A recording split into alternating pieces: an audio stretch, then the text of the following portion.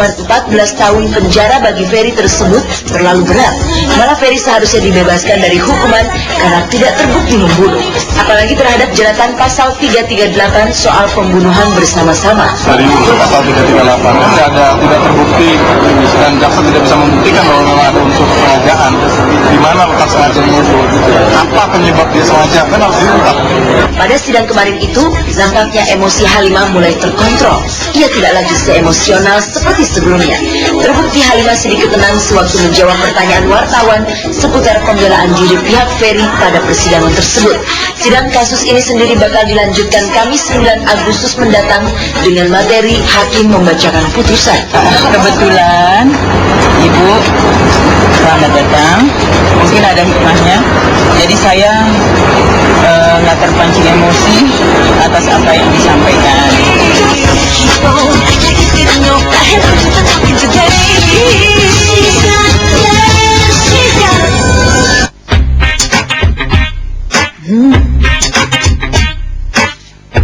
Pemirsa, Peggy Melati Sukma kelihatan benar-benar mundur dari dunia keartisan yang membesarkan namanya.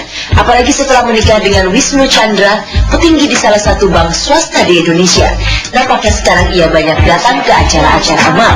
Seperti Selasa kemarin, Peggy terlihat hadir dalam acara fashion show dan lelang busana yang pernah dipakai Miss Universe 2007 Rio Mori di sebuah hotel yang terletak di Jalan Tamrin, Jakarta. Jadi bukan karena kebetulan suami saya usaha terus saya jadi aktif datang ke acara-acara pengumpulan dana seperti ini, ya enggak juga. Ini sifatnya kebetulan lah ya, kebetulan saya punya waktu, kebetulan saya bisa hadir, dan kebetulan ada event charity-nya, kebetulan juga ada sedikit kelebihan rezeki yang niatnya menyumbang. Dalam lelang tersebut, Peggy berhasil mendapatkan busana koleksi Ascent yang pernah dipakai Rio Mori sewaktu bertandang ke Surabaya dengan harga 6 juta rupiah. Hasil dari acara amal tersebut nantinya akan disumbangkan untuk ke Yayasan AIDS Indonesia. Jujur sih niatnya ya hanya menyumbang aja, dapat nggak dapat bajunya buat saya nggak masalah gitu ya. Kalau bajunya dapat ya terima kasih sebagai kenangan aja. Tapi kalau enggak juga yang paling penting adalah uang yang mungkin juga jumlahnya nggak banyak itu betul-betul bisa dimanfaatkan untuk aktivitas Yayasan AIDS Indonesia di dalam membantu mengatasi persoalan AIDS di Indonesia.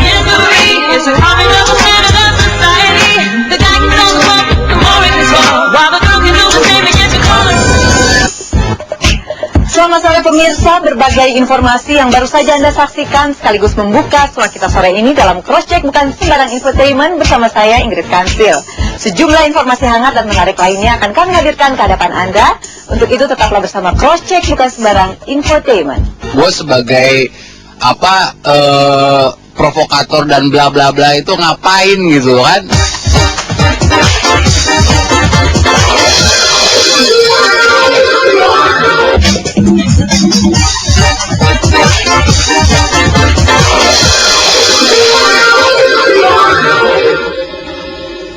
Pemirsa, Rivaldo, pemain sinetron yang dipenjara karena kasus narkoba, dipindahkan dari LP Cipinang ke LP Pekalongan. Tapi benarkah pemindahan Rivaldo tersebut karena ada kaitannya dengan perkelahian antar napi di LP Cipinang tersebut?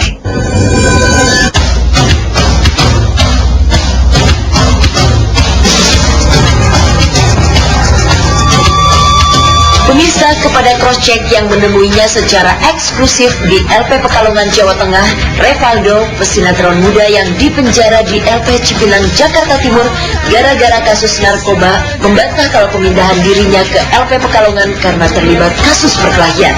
Seperti diketahui, pekan lalu di LP Cipinang, persis di blok tempat Rivaldo ditahan, terjadi perkelahian yang menyebabkan beberapa napi tewas. Tak lama setelah kejadian itu, beredar kabar kalau Rivaldo merupakan salah satu yang menjadi pemicu perkelahian. Namun pemeran Rangga dalam sinetron Ada Apa Dengan Cinta ini tidak tahu persis alasan kenapa ia dipindahkan. Sebabnya sih gue kurang jelas, tapi yang menurut pandangan gue sendiri itu gue dievakuasiin karena keadaan di Cipinang itu nggak kondusif sama sekali kan. Jadi gue dipindahin ke sini itu untuk alasan keamanan gue sendiri. Itu menurut gue, ya kan. Dan gue mau konfirmasi, itu berita yang banyak nyebar itu gue sebagai provokator dan bla bla bla itu ngapain gitu kan. Gue tuh di Cipinang tuh yang kerjaan gue tuh cuman diam-diam ya kan, baca buku, olahraga dan udah gitu loh. Gue ngapain nyebabin keributan itu tuh nggak bener banget. Yang pasti, Revaldo dipindahkan secara mendadak. Menurut artis yang punya nama lengkap Revaldo Vivaldi Surya Permana ini, beberapa saat setelah terjadi perkelahian, sel tempat ia ditahan langsung dikunci petugas. 2 hari kemudian, tepatnya tanggal 3 Agustus, ia dipindahkan ke LP Pekalongan. Malah Revaldo yang ketika ditemui terlihat santai ini tidak sempat membawa baju. Karena itu ia tidak berganti celana selama 4 hari terhitung sejak ia dipindahkan. Lantaran itu pula, maka Roy Surya Permana, ayahanda Revaldo, yang datang ke Pekalongan bersama Crosscheck, datang membawakan anaknya baju. Gua tuh waktu dipindahin ke sini itu 2 hari setelah kerusuhan, ya. Itu dalam 2 hari itu gue masih digembok di dalam, nggak boleh keluar, nggak kemana-mana, masih tetap di kamar. Tiba-tiba malamnya nama gue dipanggil tanpa pemberitahuan apa-apa, gue dipindahin ke sini. Jadi yang gue bawa ke sini itu cuman boxer 1, celana pendek jeans sama kaos yang gue pakai. Memang apa yang dijelaskan Revaldo tadi selaras dengan pernyataan Kalapas LP Pekalongan Bambang Raharjo. Menurut Bambang, Revaldo dipindahkan karena LP Cipinang penuh. Dan berdasarkan laporan yang diterimanya, Revaldo tidak punya catatan buruk. Mungkin ya, tapi di saat ini diisi 3.200, berarti over kapasitasnya sudah hampir 100%. Kan berat membina orang segitu sama orang 1.000 kan beda. Jadi karena over kapasitas itulah makanya dipindahkan ke tempat lain, dan kebetulan tempat lain sudah penuh, mungkin ditempatkan di Pekalongan. Ya, pada saat hari Jumat kemarin Revaldo dipindahkan beserta yang lain sejumlah 60 orang. Sekedar mengingatkan, Revaldo divonis Majelis Hakim Pengadilan Negeri Jakarta Selatan pada Agustus 2006 dengan hukuman penjara selama 2 tahun karena terbukti memiliki narkoba jenis syabu-syabu.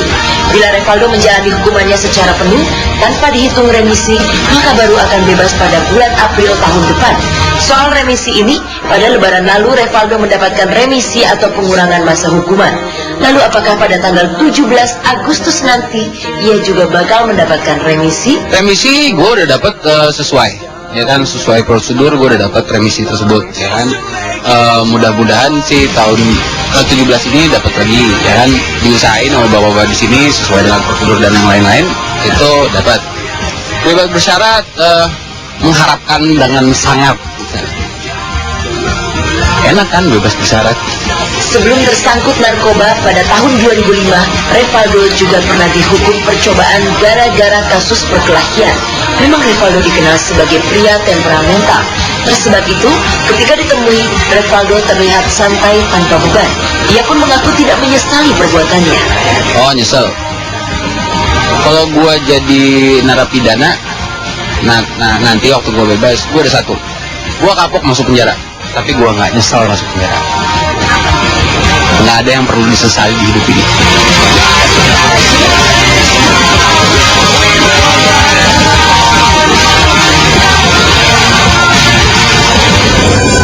Sebagai teman ya pernah jalan.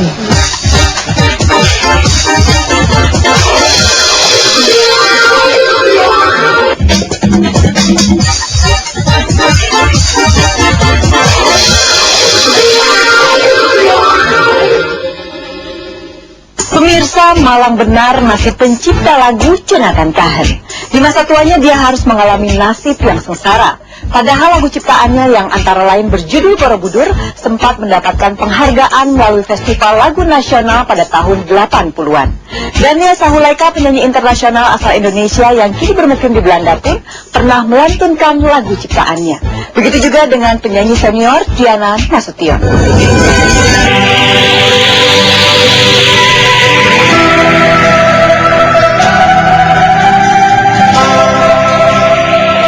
Pemirsa, tanpa banyak diketahui publik, diam-diam pencipta lagu pop sekaligus penyanyi era tahun 80-an, Johannes Caken Matulatua atau populer dengan Caken M, ternyata tengah lemah terbaring tak berdaya akibat deraan komplikasi sakit jantung, stroke dan darah tinggi yang menggerogoti